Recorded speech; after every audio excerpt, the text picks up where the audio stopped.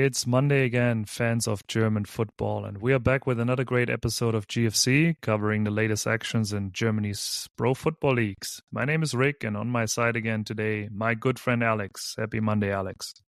Happy Monday, Rick, and hello, GFC listeners. Yeah, what a week of action we have behind us. The Bundesliga and Bundesliga 2 with some truly electrifying matches, with top groups forming in both leagues as well as some teams in deep trouble. Yeah, leading to some of the first coaching changes of the season. And also the third league is in full swing, full of action with another great derby past us. And just many question marks around the outcome of the season for a lot of teams. So I say, let's dive right in.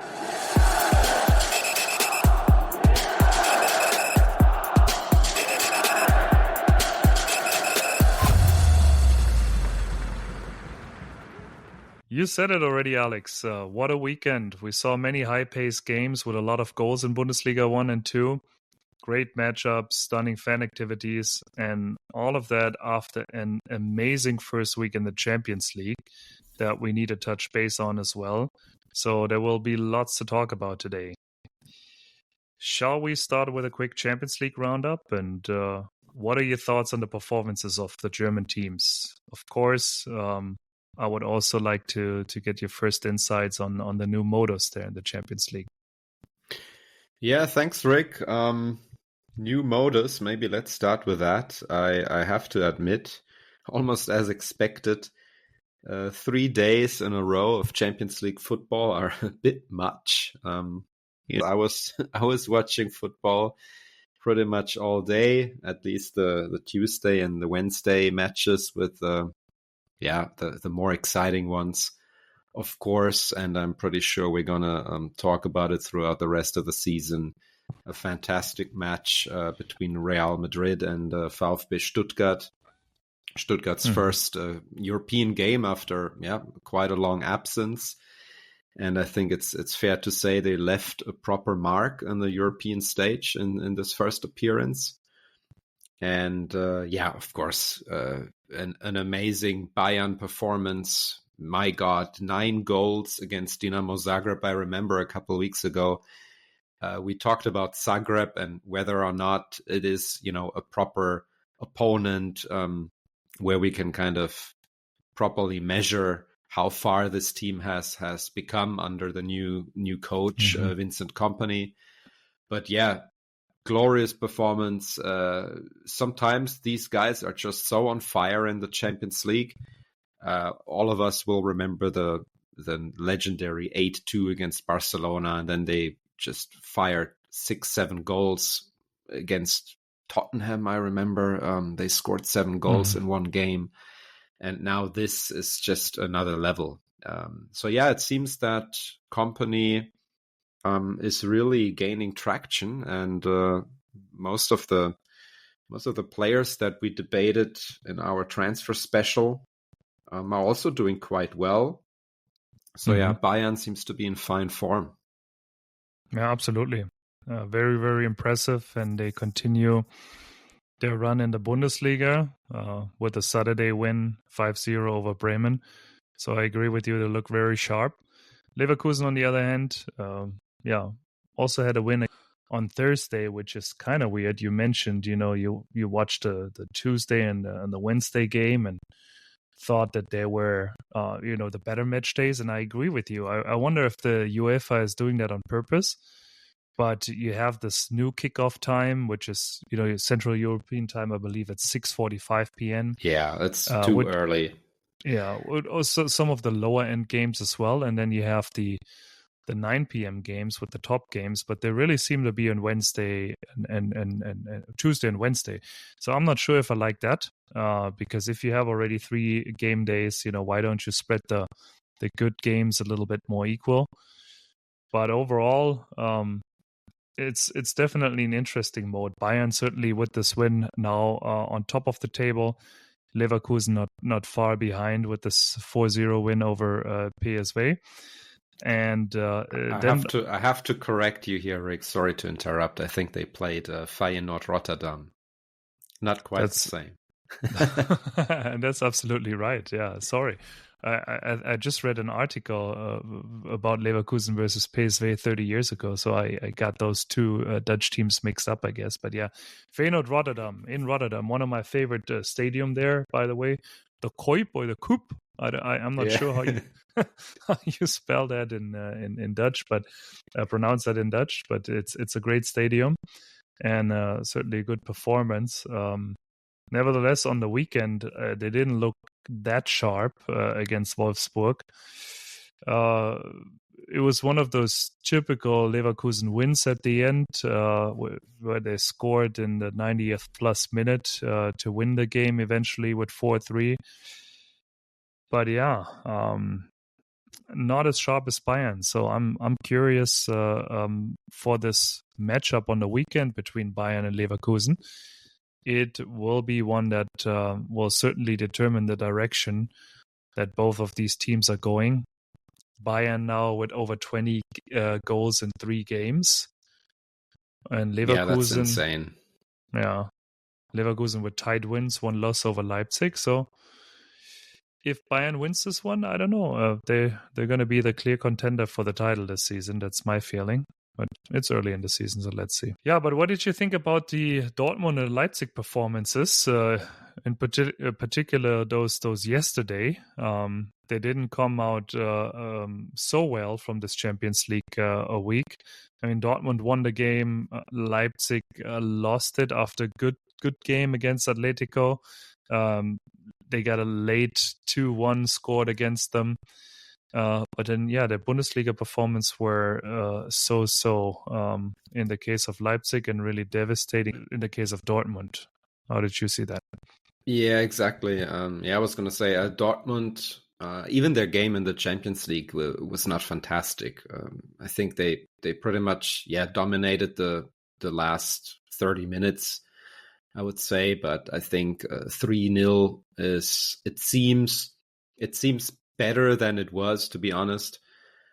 Probably at least one goal too many for my taste, but yeah, nonetheless, I remember I just read a quote by Nuri Sahin, Dortmund's new coach, where he basically said they were showing a face in Stuttgart that he never wants to see again, and were not representing anything that his style of football or Dortmund's style of football should stand for. And they just fell completely apart. To be honest, Alex, though, isn't that a little bit of the same old story? If you think back last year, Alex, under Edin Terzic, right? This guy said the exact same thing after some of the devastating losses that they had back then. This is the phase we never want to show. This is not what we stand for. This is not how we want to play. This is not Borussia Dortmund. And here you go again, right? Same under Marco Rose, Lucien Favre. You can name the coaches. Everyone that was in Dortmund. The teams always looked sharp. It always looked like they had a team that could compete for the title. But they just had too many of these games where they didn't show the right attitude, didn't have character. And yeah, here you go again. Yeah, just a good old lack of consistency, and I won't get tired of emphasizing how important that is in terms of working hard week after week, but not just for a single season, but sometimes for several seasons in a row. And Stuttgart is a perfect example of how that hard work can pay off. I mean, we've seen, of course, last year's performance was absolutely outstanding. But now it seems that they are continuing with a similar pace. They continue, and I know that you're a big fan of their coach Sebastian Hoeneß, and I have to admit, I also found it very impressive how well he instructed his team against Real Madrid. I think it takes a lot of courage and discipline to dominate a team like Real in their own home stadium at the Bernabeu. So it really seems that they seem to have recovered after these initial struggles at the start of the season. And as far as Dortmund goes, they just need to get their shit together. We've talked a lot about how difficult it is to integrate so many players season after season into the team. So, well, to be honest, I don't see them competing for the Bundesliga title this year as well. Yeah, it really puzzles me. I mean, I don't know if you followed a little bit of the discussion with Emre Can as well, who was complaining that, the press and maybe even certain fans, I'm not sure who he was referring to in detail at the end of the day, but he said people are too critical with him. He believed he played a very solid European Championship. He came back and he played strong in the league.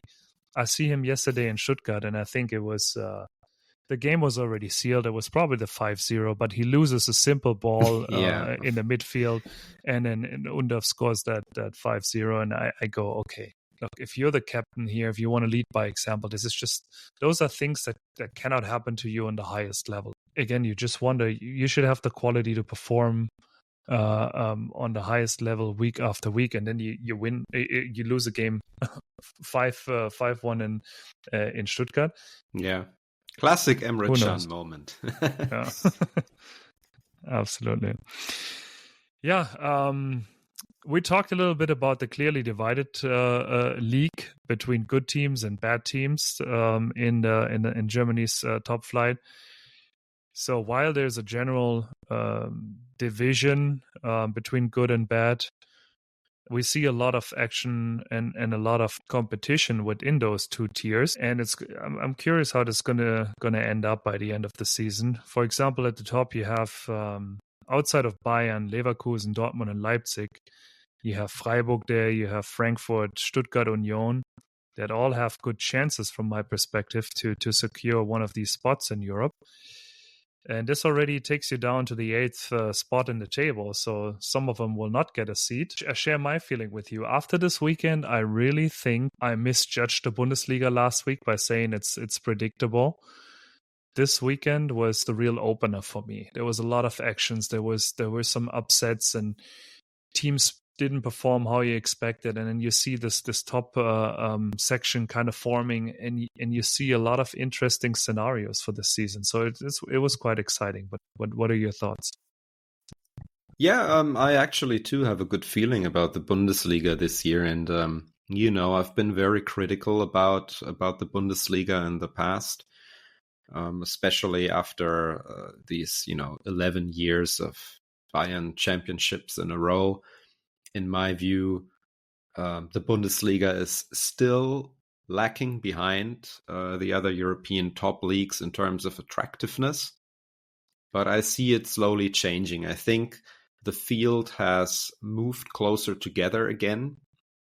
Obviously, mainly thanks to Leverkusen, but nonetheless, you also mentioned some of the other teams that are kind of scratching at the Champions League ranks. You mentioned Leipzig. I personally see Leipzig struggling a lot. I think they've already left a couple of points that they usually would have won, at least last season or the season before. Just this past weekend, they drew in their game at St. Pauli, which was St. Pauli's first point of the season.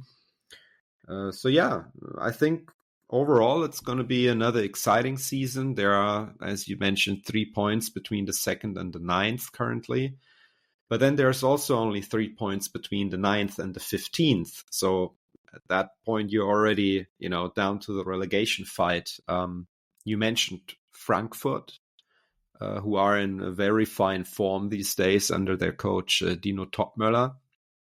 And if some of you listeners may remember, Frankfurt was actually one of my transfer winners of the summer, and 2 of those players that we discussed a couple of weeks ago actually secured the win over Borussia Mönchengladbach on Saturday evening. One was Omar Mamouche, which is obviously their top striker, the top scorer last season, had a couple of offers from the Premier League apparently, and the Swedish top talent Larsson, who scored the opener. Whereas Mönchengladbach, on the other hand, is already in trouble with only 3 points after 4 games.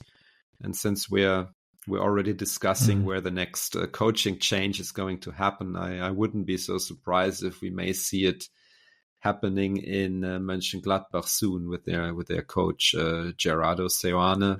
I think he's going to have a very tough time after those first few results. Possibly, and I was thinking about you when I watched the Frankfurt game and your assessment there. Really impressive. The expectations are certainly high in Frankfurt. I don't know if you also heard what they were chanting on the ranks there in Frankfurt, but they were singing the famous song, Deutscher Meister wird nur die SGE. So basically, Eintracht Frankfurt will become the German champion this season. So very, very confident, the fans there in their team. A little bit far-fetched, but definitely exciting to see them. And Gladbach, 100% spot on. I think Seoane is going to get kicked after a potential loss against Union on the weekend. That's in my opinion, almost his last chance already. Yeah. And Rick, aside from the Bundesliga action, Bundesliga 2 and also the third league are equally hard to predict. We always talk a lot about how competitive, especially Bundesliga 2 is. Again, in my opinion, by far the most attractive second league anywhere in Europe and potentially anywhere in the world. And specifically in those leagues, the gap between the bottom and the top is much closer. And again, every point counts, almost guaranteeing that you see top games and very close calls every match day. And while we are talking about it, I think Schalke will be one of those clubs that we will also discuss later on, who are in deep trouble in Bundesliga 2. And it kind of fits the context when we talk about coaching changes. But we talk about that in a little while. Before we go too far off the track here, we're going to continue with our unmatched moment categories, where we discuss our highlights of the past week. Unmatched moments of the beautiful game. Yeah, Rick, aside from all the action on the pitch that we've described here in the first couple of minutes of this episode, my personal unmatched moment of the week was when I read the announcement that FC Bayern Munich are renaming the address of their stadium, the Allianz Arena, to Franz Beckenbauer Square, number 5, in honor of the great Kaiser Franz. He was wearing the jersey with the number 5. That's why, typically you would expect kind of the number 1. But in Munich, it has to be the number 5 for Franz Beckenbauer's jersey number. And, we've covered several legendary players and coaches before in our episodes, people who kind of changed the game and made a difference. But there's just something about Beckenbauer and the aura that surrounds him that makes him more than just a legend. He is like a proper global football icon of his time and an absolute leader on and off the pitch. Maybe I suspect most of you would know Beckenbauer sadly passed away. He struggled with health issues for maybe the past 10 years of his life, but he combines everything, or he personifies everything that is so special about German football. And he essentially revolutionized the position he played in, the sweeper position, or Libero in German. Of course, Kaiser Franz won countless titles, both domestically but internationally as well. Most importantly, the 3 consecutive Champions League trophies in the 1970s with a great Bayern team.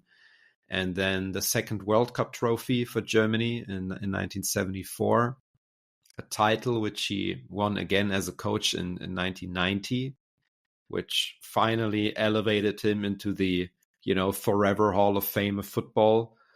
And he also played a crucial role in bringing the World Cup 2006 to Germany. He was actually the chairman of the tournament committee.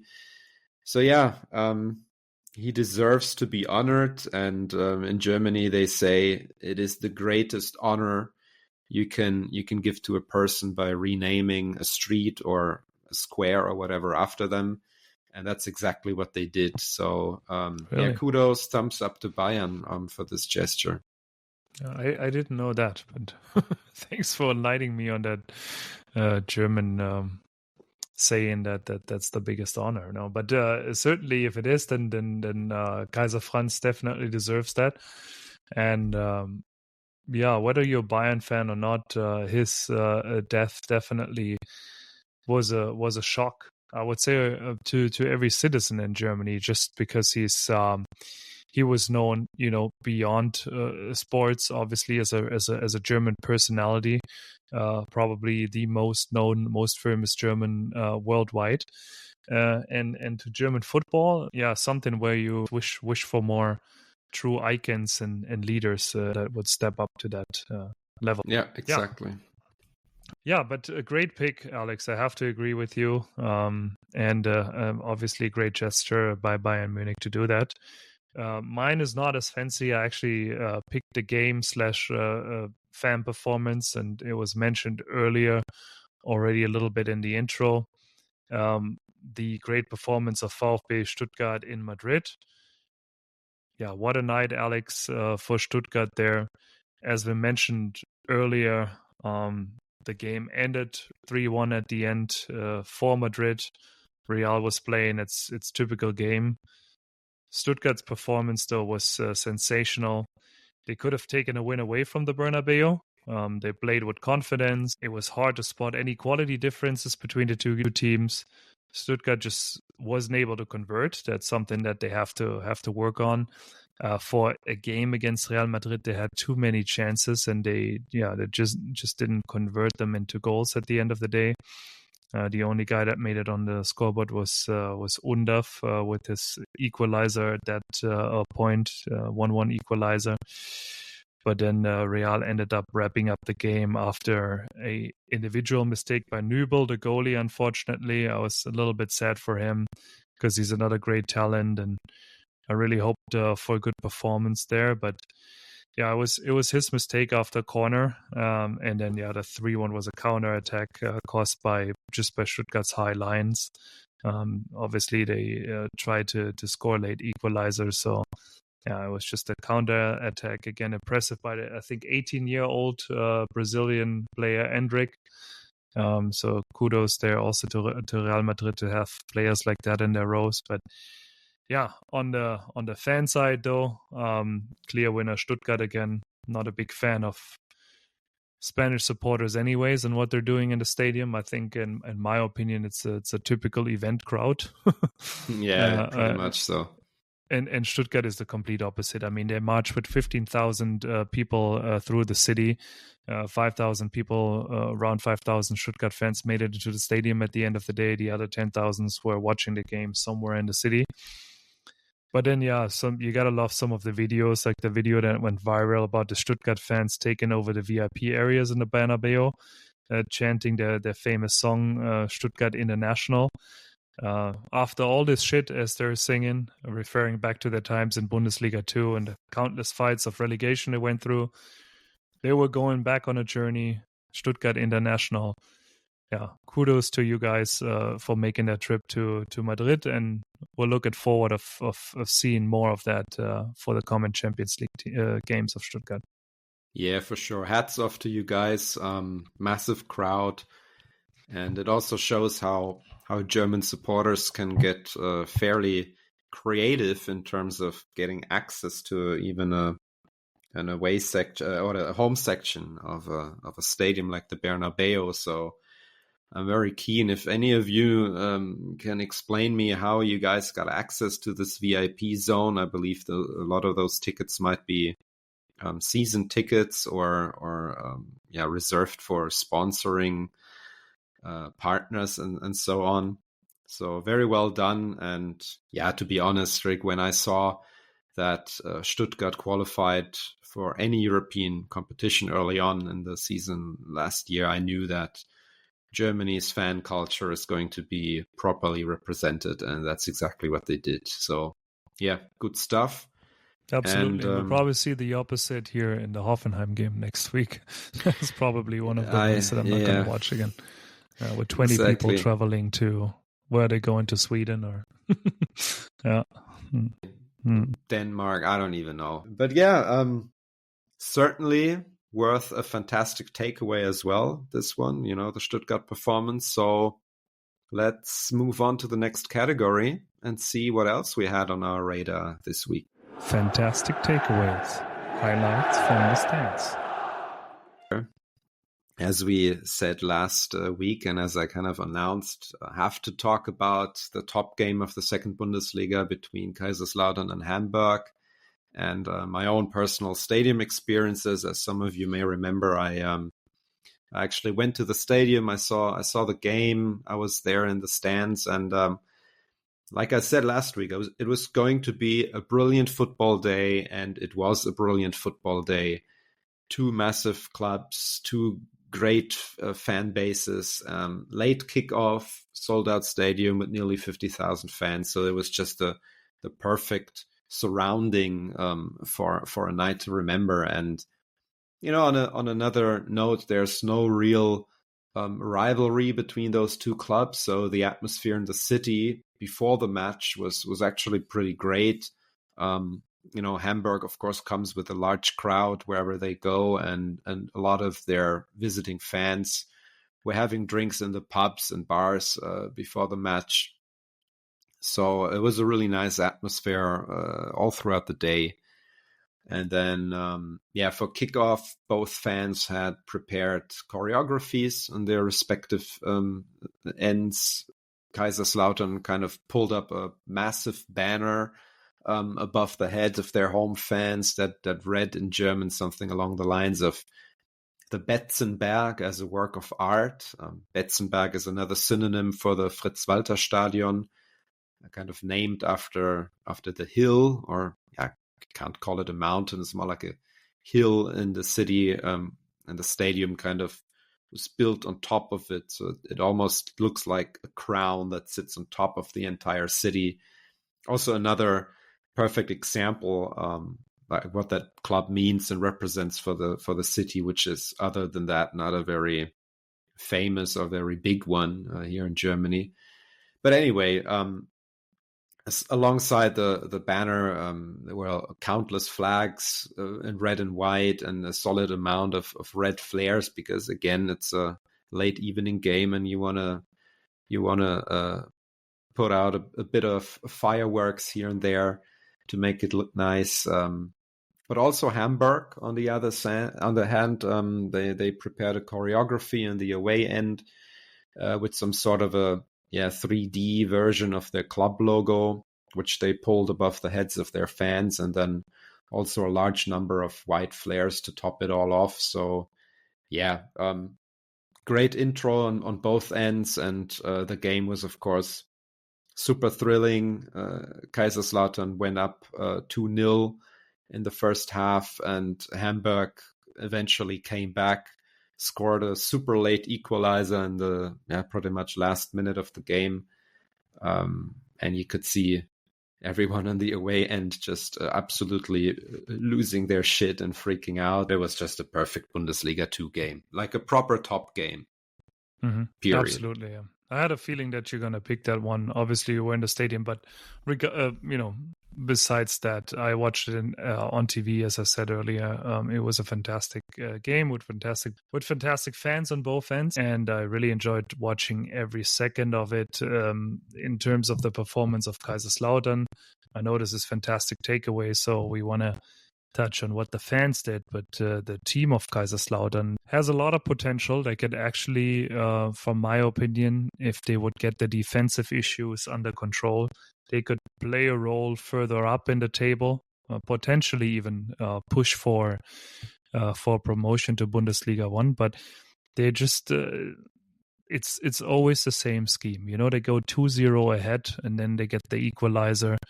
And sometimes in the very last minute, oftentimes before that, or even end up losing a game after a lead. So there's just something that they need to get under control with their defensive work, in particular because this issue stretches across 2 seasons now. And last season, they were in the fight for relegation to the third league because of that, till the very end. And fans in Kaiserslautern obviously don't want to see that anymore. So you can only hope that the new coach there, Markus Anfang, will get that under control.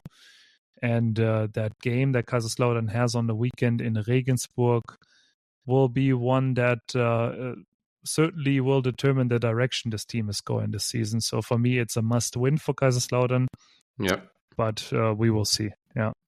Actually, the next 3 games, I believe, are all against opponents where you should back the 3 points, especially if you want to, stay as far away from the relegation fight as possible. Let's hope for the best. Yeah, and I had to pick my fantastic takeaway as well. Since you took that game already, I had to go with another one. That's how this podcast works. But good thing we had, more exciting games.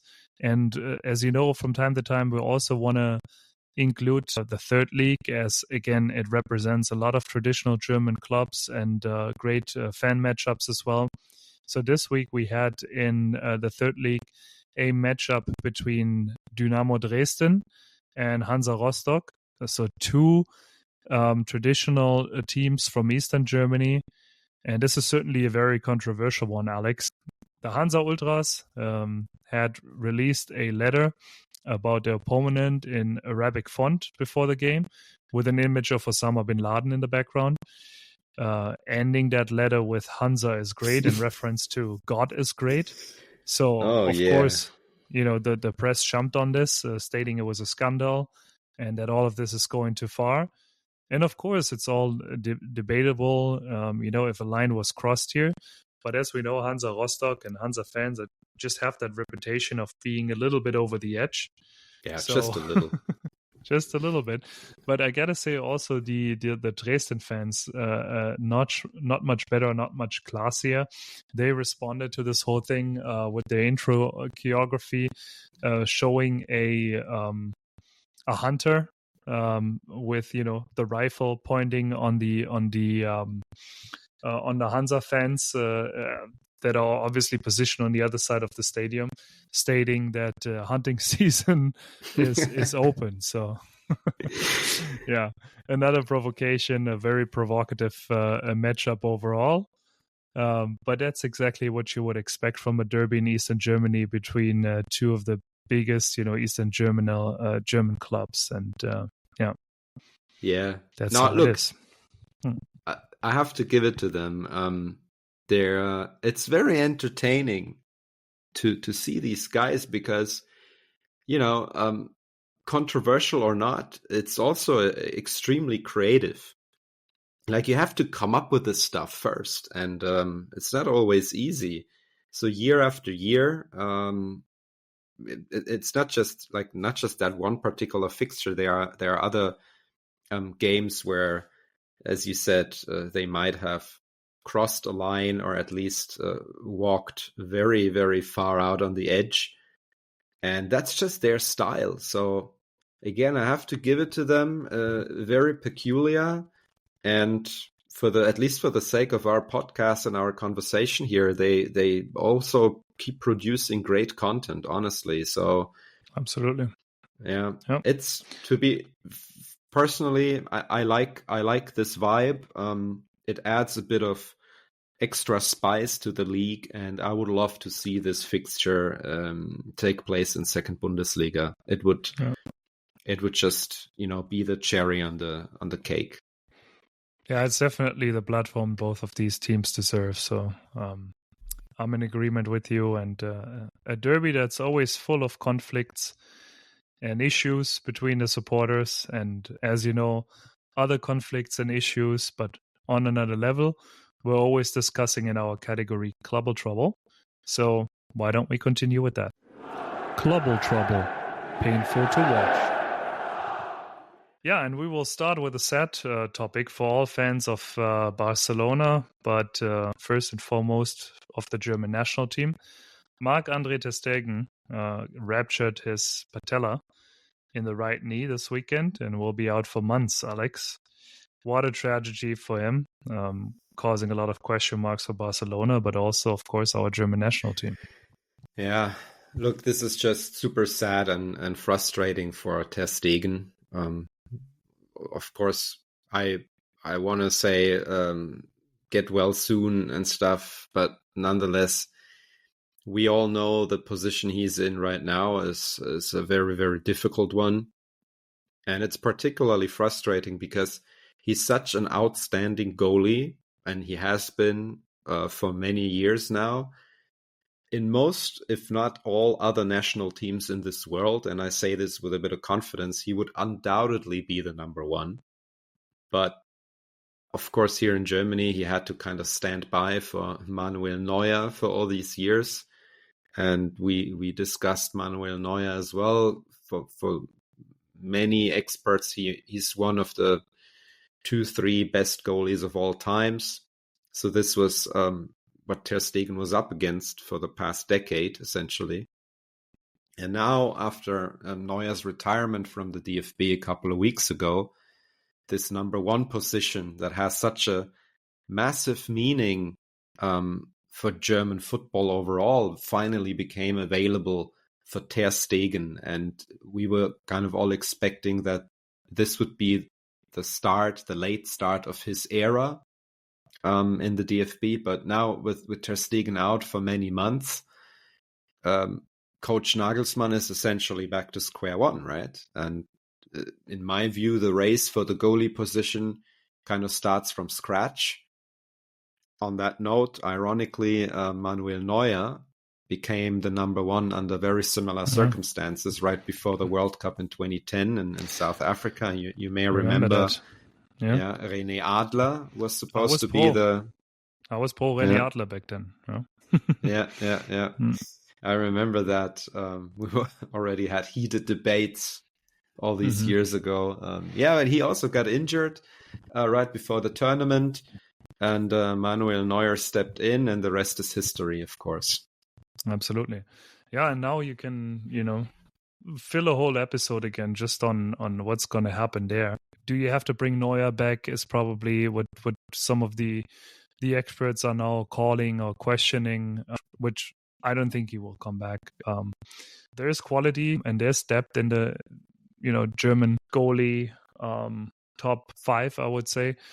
They're all playing on a very good international level. So yeah, the race is open, as you said, and we will see who will come through. Do I have a personal favorite? I would probably opt for Nübel because he's also, on the younger end. I think Baumann is a solid keeper, but is he the number one for Germany? I'm not sure. Yeah, getting up there in age. And the next question is Ter Stegen coming back, and is he still playing the World Cup 2026? Certainly, he will be out for patellas. I would say probably 7-8 months. It's similar. It's comparable to an ACL injury, right? Mm-hmm. So it will take a long time. Then he really will start playing on top level the season after again, which is the season right before the World Cup. At that point, you had a couple of international matchups already where, you have the chance to build a team and get your goalie into the system that you want to play at the national team. So yeah, we will see what the outcome is. It might certainly be the end of Ter Stegen in the national team, or he will come back strong and will be our goalie for 2026. But the field is definitely wide open for anyone now to step up and become the new number one. Yeah, exactly. And I was actually going to ask you this. You already kind of mentioned who might be the immediate replacements. You mentioned Nübel, Trapp, Baumann. Of course, they're also already the number 2, 3, and potentially 4 in the current national team. But yeah, maybe we might in fact see a generational shift. We know that Nagelsmann, he is an innovative guy. He also makes or doesn't shy away from making some more controversial decisions, or difficult decisions at least. So maybe he might be going for a long-term a new number one instead. I'm not exactly sure if I currently see anybody on the radar who that could would be Nübel fill for me, those right? shoes. Yeah, How old probably is Nübel? Nübel. 25, 26. I mean, that's not no age for a goalie, right? So he could Yeah, play that spot for the next 10 yeah, years. yeah. That's On why I the would other go with hand, him over Eleno is or who else is discussed, the Baumann and a Trapp. yeah. But on the other hand, is he a world-class goalie? If you remember, of course, Neuer is always the reference here, but when you think back to the performances that Neuer has shown at a similar age already in the Champions League, for Schalke back then already, he was absolutely sensational. It's a tough one, yeah. I mean, Nübel played an excellent season last year, which got him onto the Euro train, so to say, for the European Championship for playing sensational at Stuttgart last season. Before that, he was a little bit out of sight at Monaco. Bayern loaned him to Monaco, where he also played excellent. And Bayern at the end bought him from Schalke for a reason. He obviously was not able to take Manuel Neuer's spot right out of the gate. But Bayern is still believing in him and planning with him. So he's still on loan in Stuttgart. He will come back to Bayern Munich eventually, which could be as early as next season if, let's say, Neuer decides to retire after the Champions League final, for example, if they reach that final in Munich this year, Bayern, then that's a scenario. And I think, Nübel is probably also not on that level because he didn't really get a chance at it yet. In Stuttgart this year in the Champions League, we will be able to see what he can do. But is Trapp on that level? Is Leno on that level? I would go for the young guy. I would probably now say, Nübel, you go. Here's your chance. Show us what he can do. Tough call. Yeah. And then a complete shift, obviously, before we do that, from my side as well. Marc-Andre, get well soon here. We hope you will come back. But now we're shifting harshly here to another clubal trouble topic, which is the current issues at Schalke 04, who was 3-0 ahead at their game on Friday against Darmstadt, and then ending up losing that game 5-3. So God knows what happened there. The team completely fell apart for no reason, really, from my perspective. I was watching it. I thought after 30 minutes, that's it. Darmstadt and Kohfeldt go home, no points. And then all of a sudden, they get the 3-1, Darmstadt does. And then Schalke is completely falling apart. They're getting nervous and end up losing this game 5-3. And at the end of the day, come Saturday morning, they had fired the coach and their director of operations. Logical step right after this in the season start. But here you go, Schalke again. Great ambitions to make it back into the Bundesliga. They fight against relegation in the third league as of now. And you wonder what's happening next there, who's coming and what they're going to do about it. I just read that on the weekend, they're going to have the U23 coach on the bench for the Münster game. Yeah, the name is Jakob Fimpel, and he lost the last 5 games with the U23 team. Right, brilliant appointment. Yeah, we'll have to see, but it's concerning, such a big club in such a situation. I can only wish the best for Schalke. Yeah, look, frankly speaking, I have no real words or explanation for this. I saw the game as well, and as you said, there was absolutely no sign on the horizon that Schalke would not take this home win with them. But seriously, I can only imagine what is going on in these players, and we talked about the magnitude of this club and how big it is and what it means for the region, that it doesn't belong in Bundesliga 2 and all of that stuff. So while wearing this blue jersey might be a privilege for a player, it's also a massive weight And all I can think of is that these players are just so afraid of losing in general, that after that first goal for Darmstadt, which was a penalty, by the way, something switched completely in their brains that made them potentially question their own abilities again, and then eventually completely losing confidence in their abilities and giving away the control over the game. I have no other words for this. And as far as the coaching discussion goes, we're talking a lot about consistency, and yet again, I may be repeating myself, but Schalke has wasted, I think, 15, or this might then in fact be the 16th coach in less than 10 years. That's insane. And how can you potentially build up something or work consistently in such an environment? And it also makes the search for a replacement extremely difficult, because tell me one coach with a decent track record who wants to join Schalke. I don't see anybody, because they can only lose. And we saw a similar situation with, obviously on a different level, but with Thomas Tuchel at Bayern, right?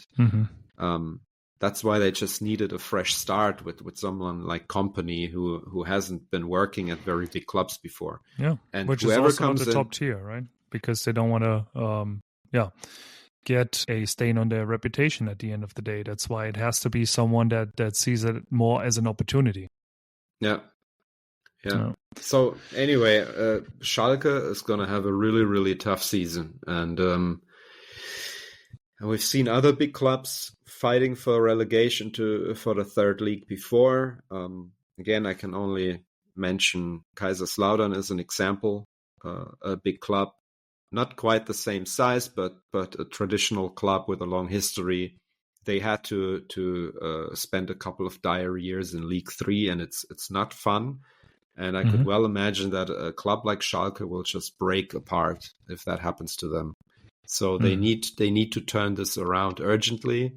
I just don't know who is going to be the one, to pull the rudder around. I don't see it happening.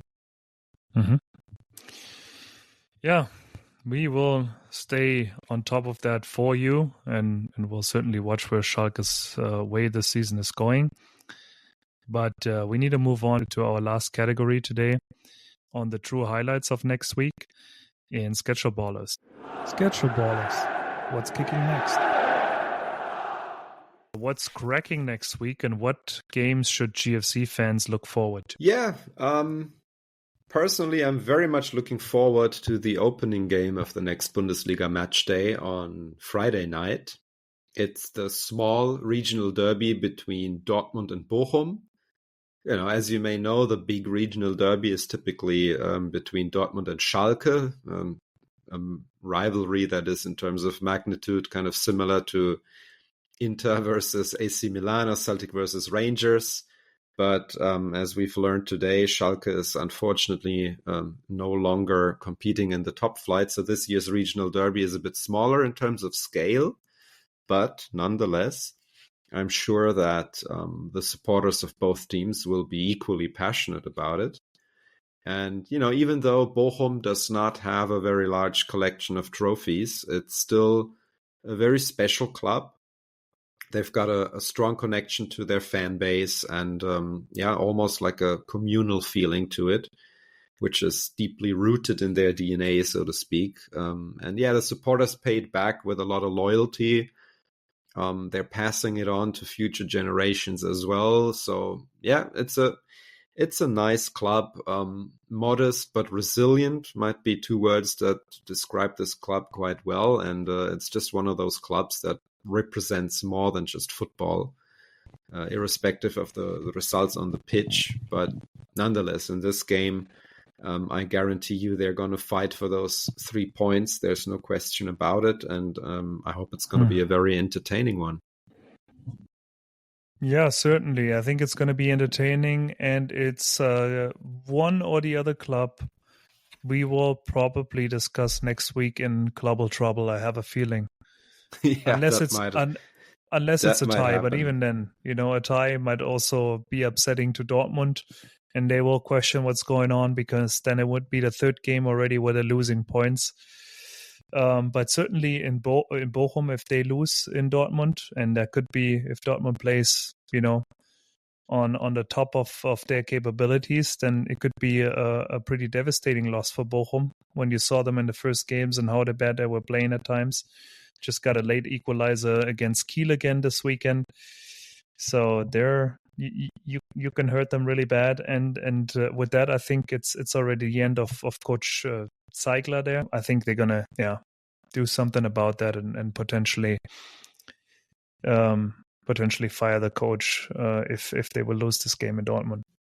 Yeah, that's at least my thoughts. Then we also have the big game between Bayern and Leverkusen. For the friends of high quality football, that's certainly a highlight to look forward to. Again, for me, this is also predetermining the direction of the title fight this year.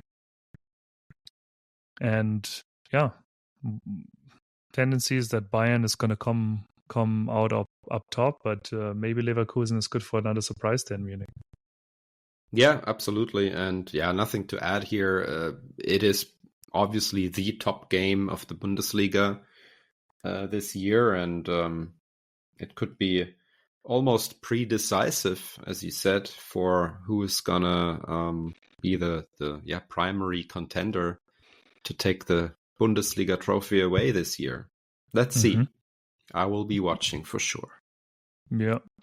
But since this is a cultural podcast, Alex, it wouldn't be GFC if we wouldn't sprinkle another special one in here.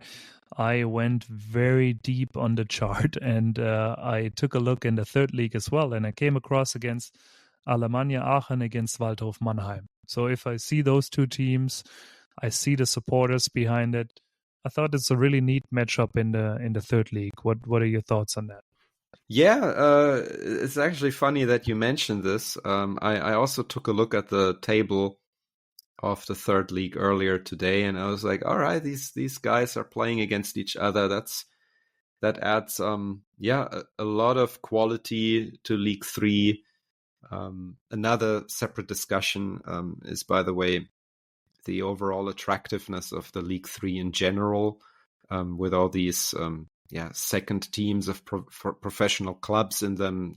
We see some critics saying that they just take away space for traditional clubs like Aachen and Mannheim. I agree. Because if you look at the table, I mean, you'll almost see some harsh cases again where some of these traditional clubs will go down while, the second team of Borussia Dortmund stays in, or, smaller teams like SV Sandhausen, where I would think, okay, good, it's fine if they play in the regional leagues. They're competing for promotion into the second Bundesliga again. So you'll see some of these good, great teams with lots of followers probably relegating down to the regional league stage again, and it's just sad. So I agree, take those spots away for the second teams, create an own league for them. But sorry. Yeah, that's no, absolutely. I mean, it's a discussion that has been going on for years, and certainly a topic that we can also cover on a separate occasion. But long story short, I saw that fixture, and I was really pleased to see. I think it's going to be similar to the Rostock Dresden game. It's good to see them play at this level, and it's a good sign for the League 3 in terms of its attractiveness. Yeah, well said, Alex. And I think GFC fans, that brings us to the end of this episode again. Yeah, we've discussed a lot of topics again. You can see now all leagues are in full action. We sprinkle in the international games during the week. So again, if you like this, if this has become your regular source for everything that's going on in German football and the German football culture, make sure you like our content, you subscribe to our content, and make sure you spread the word. We really appreciate your support, and we hope to hear you next week again. Bye-bye. Thanks, guys. Talk to you next week. Bye.